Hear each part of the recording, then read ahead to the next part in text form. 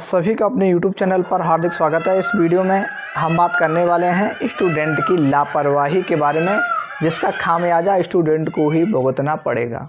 Video महत्वपूर्ण रहने वाला है क्योंकि एक नहीं दो नहीं सैकड़ों स्टूडेंट ने इस लापरवाही को अंजाम दिया है, जिसका खामियाजा स्टूडेंट को भुगतना आगे पड़ेगा।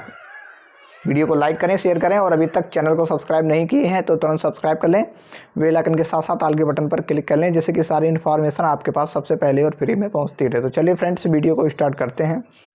सबसे पहले स्टूडेंट जो भी CPSP यानी Uttar Pradesh state medical faculty में इस बार प्रवेश के लिए जिन स्टूडेंट ने फॉर्म डाला था, वो लगातार वेबसाइट का विजिट तो कर ही रहे होंगे, तो उन्होंने एक नोटिस ज़रूर पढ़ा होगा जो कि 25/6/2025 को फैकल्टी द्वारा प्रेषित किया गया था स्टूडेंट के लिए। यहाँ पर लिखा गया था कि जो भी स्टूडेंट, चाहे वो EWS कैटेगरी के हों चाहे वो OBC कैटेगरी के हों, मतलब अपना प्रमाण पत्र, जाति प्रमाण पत्र अगर उन्होंने पुराना अपलोड कर दिया है, यानी 1 अप्रैल 2025 से पहले का अपलोड अगर उन्होंने कर दिया है ऑनलाइन आवेदन करते समय, वो मान्य नहीं है, ऐसा इस नोटिस में कहा गया था।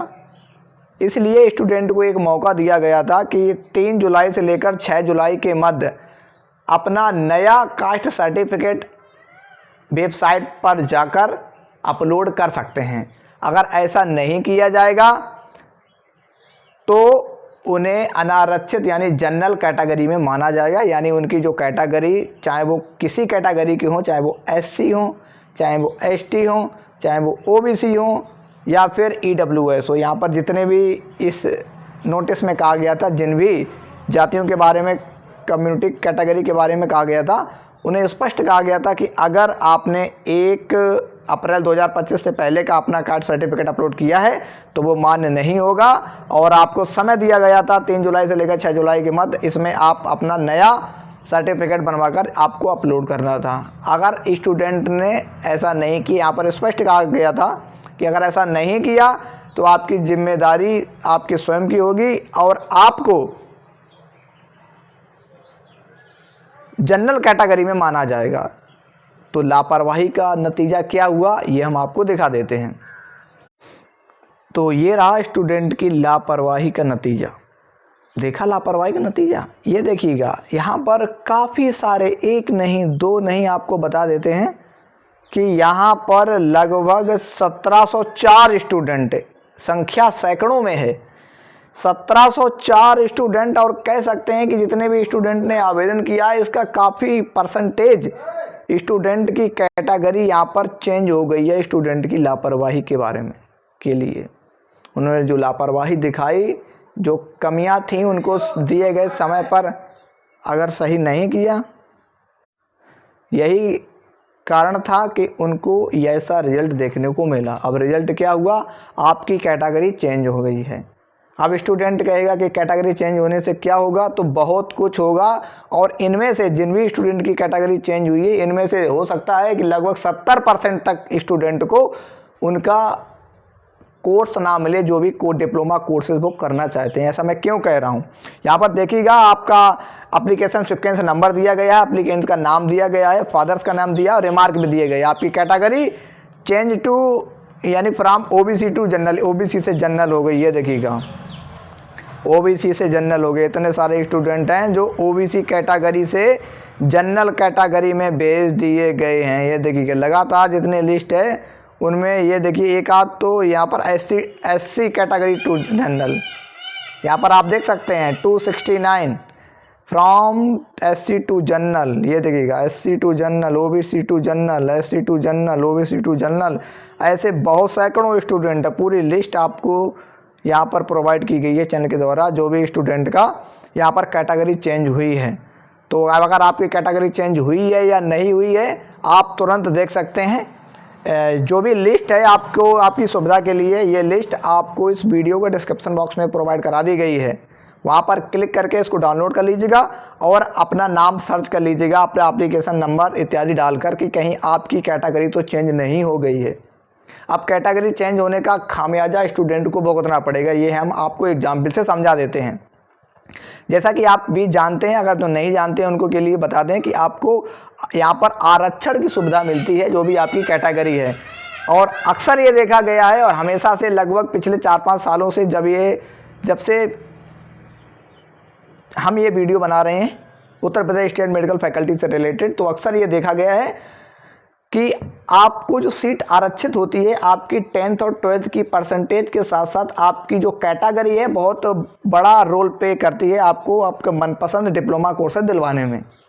ऐसा मैं क्यों कह रहा हूं, क्योंकि आप भी जानते हैं और जो भी नहीं जानते उनको बता दें कि आपको आरक्षण का लाभ मिलता है। यहाँ पर 27% ओबीसी आरक्षण का मिलता है। अब देखिएगा यहाँ पर 27%, ध्यान दीजिएगा, 27% ओबीसी आरक्षण मिलता है, 21% एससी मिलता है, 2% एसटी मिलता है और 10% ईडब्ल्यूएस कैटेगरी को आरक्षण Uttar Pradesh state medical faculty द्वारा दिया जाता है।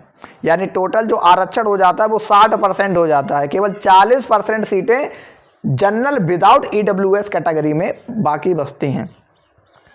आपको एक नया एग्जाम्पल और दे रहे हैं कि जैसे मान लीजिएगा कोई कोर्सेस में 100 सीटें हैं, तो 100 सीटों में से 27 सीटें, ध्यान दीजिएगा, 27 सीटें ओबीसी कैटेगरी को मिलती हैं, 21 सीटें एससी कैटेगरी को मिलती हैं, 2 सीटें एसटी कैटेगरी को मिलती हैं, 10 सीटें ईडब्ल्यूएस कैटेगरी को मिलती हैं और बाकी बची हुई जो 40 सीटें हैं वो general category without EWS category को मिलती हैं।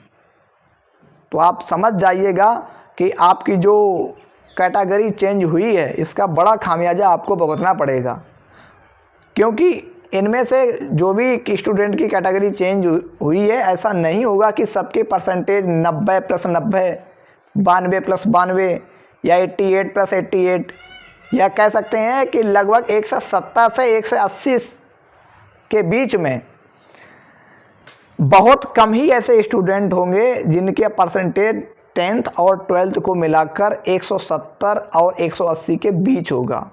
इनमें से बहुत सारे ऐसे स्टूडेंट होंगे जिनके परसेंटेज 150 से भी कम होंगे।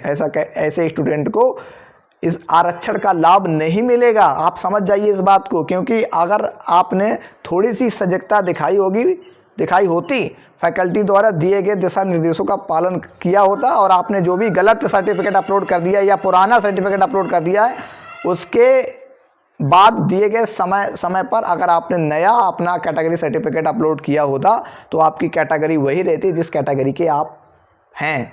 आपकी कैटेगरी ओबीसी से जनरल ट्रांसफ़र नहीं की जाती या एससी से जनरल ट्रांसफ़र नहीं की जाती। तो समझ जाइएगा इसका खामियाजा आपको ही भुगतना पड़ेगा।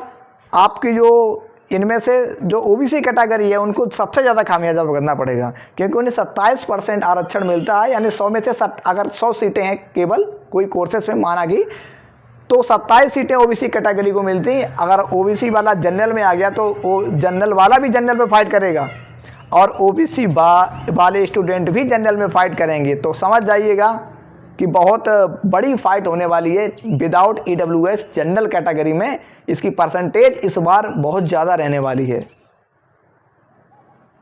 तो वीडियो कैसा लगा कमेंट्स बॉक्स में कमेंट करके ज़रूर बताइएगा, और जैसे ही नई कोई update Uttar Pradesh state medical faculty द्वारा जारी की जाएगी आपके पास सबसे पहले वीडियो आ जाएगा।